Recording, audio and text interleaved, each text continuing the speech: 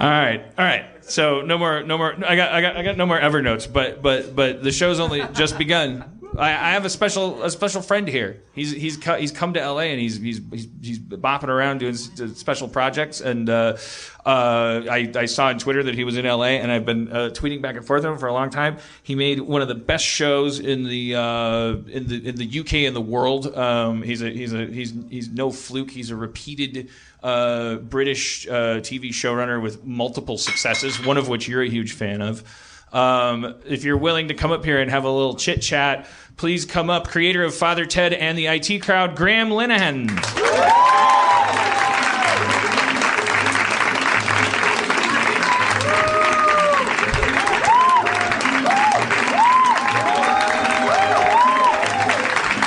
Thank you.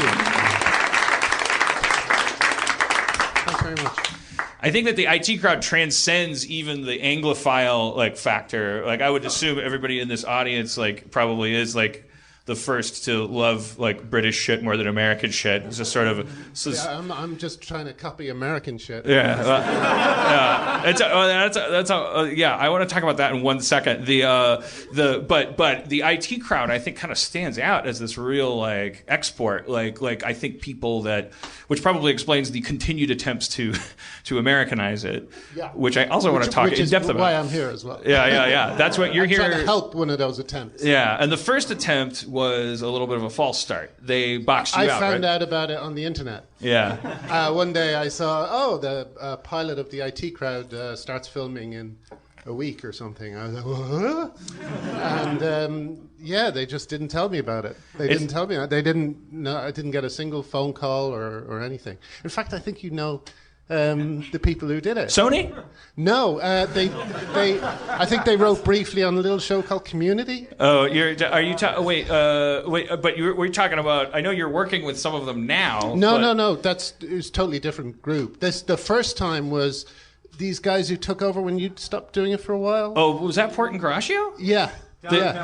They tried to do the first. I didn't make that connection. I didn't know that. Yeah. No, I try not to think about the whole thing, so I hope I'm not incredibly wrong here. But yeah, I think it's the same guys. Might as well be. Wait, Port and Garaccio are doing what? They did the. Port and Garaccio did what? I think if I'd known we were going to talk about this, I would have looked it up again. But they did the original version of the IT Crowd with Joel. Which is online, and you can watch if you are hating yourself particularly. There's a crazy weird Velcro level coincidence factor in the relationship between IT Crowd and Community. I don't know how much of it is causal and how much of it is completely independent of each other. Joel McHale was on that attempt to do the IT Crowd. If you're correct, Port and Garaccio would later supplant me. We're running it. Richard Iowade ended up directing a Community episode. That's less coincidence and more just me being a fan of the IT Crowd. But before Joel McHale was cast or even considered for the part of Jeff Winger on Community, guess who I had dinner with? Because people were jazzed about him, and they really wanted to meet this hot actor. Chris O'Dowd was going to be Jeff Winger, possibly. I did a little dinner with him. But Joel McHale wasn't even on the table yet. That's so weird. God, that's incredible. That's the one that really weirds me out. Because it might be because we're interested in similar things and themes, and we've got.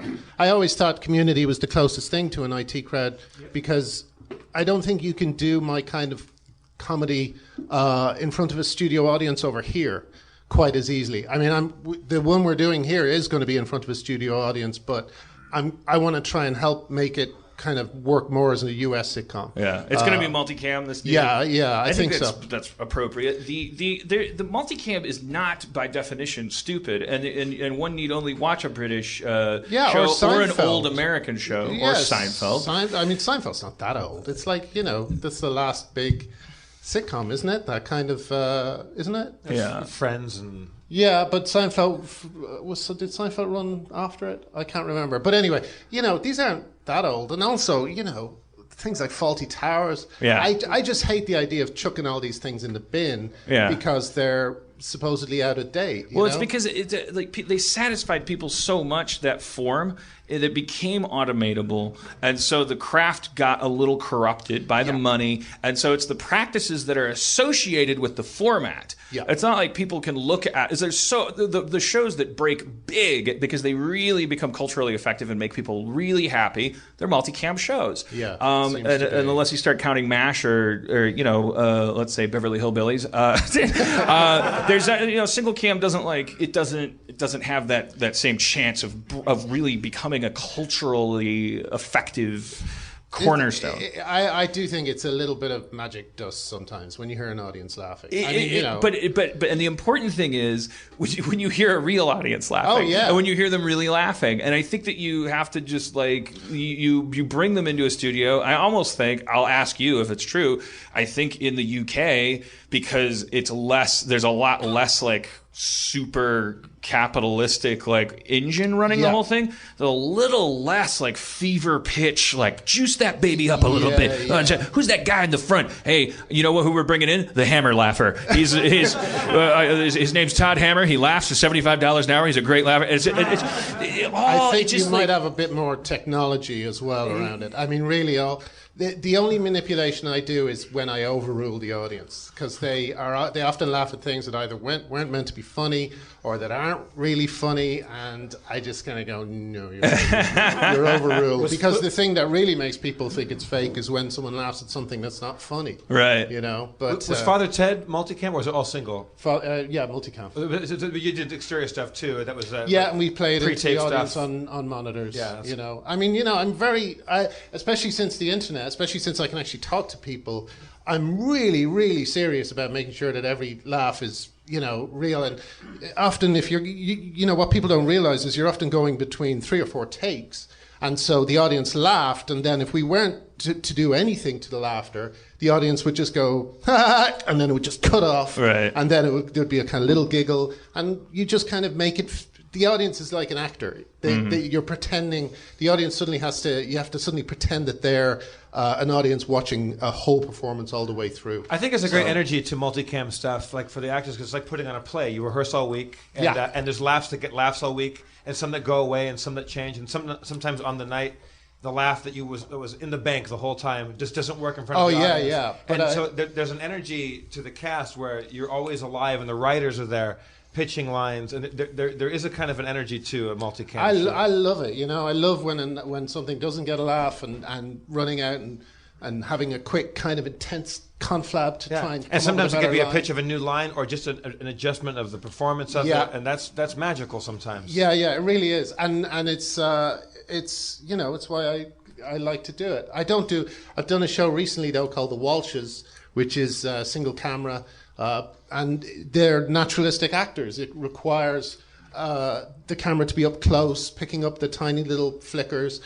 An audience would only get in the way of that, But there's some performers who they're kind of lifted on gales of laughter, A guy I work with, Steve Delaney, who does a character called Count Arthur that I'm writing at the moment. John Cleese in Fawlty Towers. He's just, you can't imagine some of these shows without, like Kramer. Michael Richards in Seinfeld, he without laughter, he would just be a kind of weird. But also, it's also holding for real laughter. When you come in and something magical happens and there's a laugh that you actually, like Carol Burnett show, where they would hold for these giant laughs. Oh yeah, that's great too. And then you as a viewer watching through your TV. I was a kid watching Carol Burnett on my carpet in front of my big Zenith TV. It's like you felt like you were part of that audience. You were part of the tribe, but when you're watching that. I just don't think. I think it's just at the moment there don't seem to be many good shows that have an audience, But it'll change. It'll be one big show. It'll be great. Everyone will love it, and suddenly everyone will be like, "Why are you doing single camera stuff?" It'll be the IT crowd, because I'm sure you're at a great network that respects comedy. Where is it? NBC. All right. This one's going to last forever. I can't have this conversation into a microphone. No, you can't. Dan, don't take him down with you. No, yeah. I mean, I'm still in bed with them. They're still, and Community is now owned by 3 entities now. One of them is NBC. I can't begrudge them. We've got Chevy Chase doing Douglas though. That's that's good. yeah. So. That's fantastic. You're gonna need to go single camera for some elements. Then he is more machine than man.